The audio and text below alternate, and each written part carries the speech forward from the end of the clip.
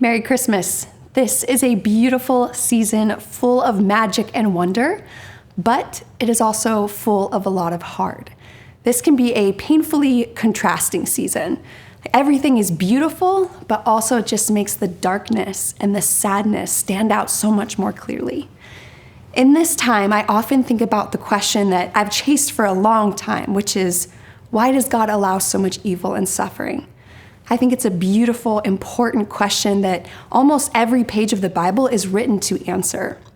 But I want to address a particular way that sometimes our hearts ask this question. When we ask that question, why does God allow so much evil and suffering? Sometimes the image that we have of God is that after Genesis 3, he kind of stood back and just watched history unfold.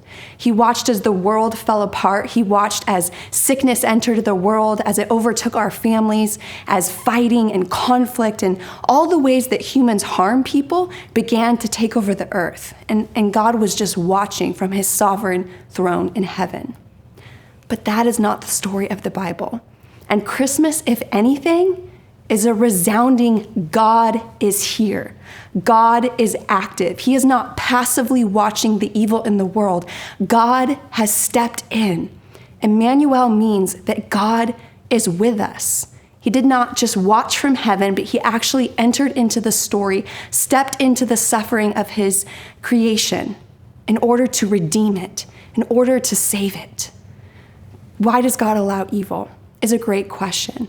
But it can never mean, why is God doing nothing about evil? Because he is doing so much. And the beginning of the end of evil is Jesus arriving on earth. Christmas is the beginning of the end of evil. So as you look out onto the world and you see the contrast, you see the darkness, you see the sadness and the brokenness all around, let your heart take hope and know that Christmas is the beginning of the end of what you are experiencing. As Luke says, "For unto us is born this day in the city of David a Savior who is Christ the Lord." I hope that encourages you today.